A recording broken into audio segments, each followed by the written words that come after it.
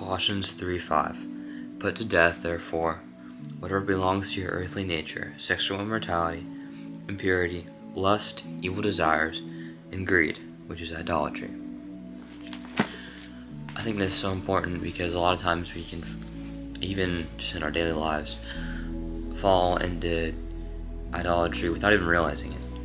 I remember one time I was working towards, I was young and I wanted to buy a PlayStation, and I worked crazy hard, crazy hours. I think I was like 14, and I worked at this dude's house. It was landscaping, and I would work 8 hours a day, like crazy hours over winter, and I was there all the time, constantly. It was super cold. I would put my headphones in. He was working on restoring this house, and the backyard was trash, hadn't been looked through, period, in forever. And so he was working on the inside, I was working on the outside, and I worked, and I became, my whole life centered around it.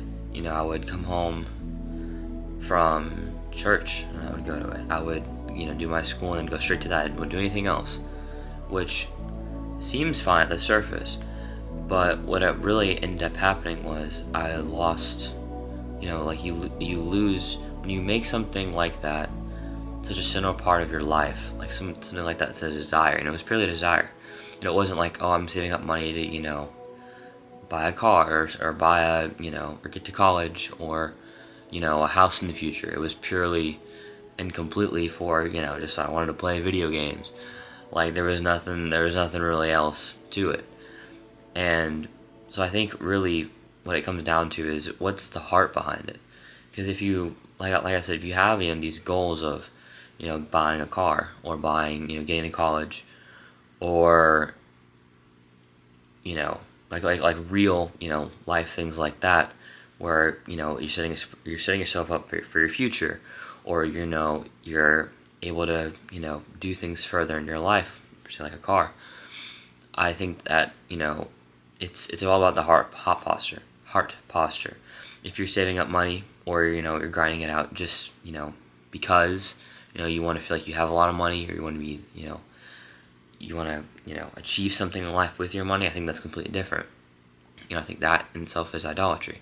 If you're talked about passion, if you have a passion, feel like full of rage, that can become an idolatry, because whatever then you're putting your passion into becomes your idol. You become completely hooked on it.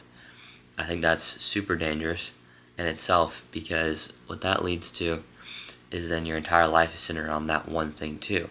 So I think it really is about our priorities as well as our heart posture. Those two kind of go hand in hand, because if we're making God our priority, these other things won't happen. And if we're judging these other things in our lives by God's word, as we're called to, these other things won't happen. We won't have these wants or needs or addictions that can all these things can lead to. Camera died, but we're back. And I think it really does come down to your priorities, because when you're following the Lord, you're completely fully immersed in Him. You're not even thinking about the other things. You see them, and they're still part of the world, obviously, so you can't get away from that until we go to heaven. But when we see these things, they almost you become disgusted by them. You see sins, and you want to help people get out of it. It's really, it can lead to a really beautiful thing where instead of having an admiration for it like a lot of society does, like an admiration for addiction, admiration for drugs or vaping or whatever it is, smoking, we instead, I think it becomes significantly easier to help others, because when you get out of that, or get out of other addictions like video game, literally anything, it can be anything, and your priorities become more centered in God, you'll be able to really sit down and be like, hey, I can now spread this with my other friends that have the same things going on. So I think that's really a beautiful aspect of it, is when we're fully ingrained in the Lord, fully trusting the Lord, for making our priorities in the Lord and not in idols. I think that we don't realize it, whether it's social media, whether it's our phones, but we really, as society, have become very idolize everything. We idolize, people, celebrities, whether it's TikTokers, Instagrammers, even Christian ones. They're not perfect, and I think it's, the Bible reminds us that it's important to not make them our idols, just because they are at a higher place, in society or in recognition. They're not perfect, and so they're not to be put on a pedestal. It's the same way for social media. Social media is not God. It's not based in God. It's not even the owners of a lot of these, like the Mark Zuckerbergs and the Elon Musks. They're not Christ following people. Just by the fruit of what their actions are. We can't really tell their hearts, but the fruit shows. And I think that's an important part, is when we're partaking in these different avenues. Even a lot of you think of a lot of addictions. You think of smoking, you think of vaping, you think of drugs, but or alcohol too. But I think a lot of times we don't realize that social media itself is a big addiction, because we have, especially with all these apps. We've got TikTok, we've got Instagram, we've got Snapchat, we've got all these different places that when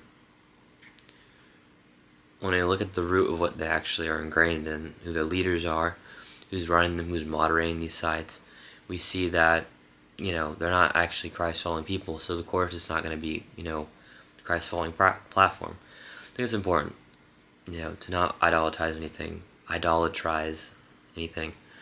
and to stay true to God's word. So yeah, y'all have a blessed night.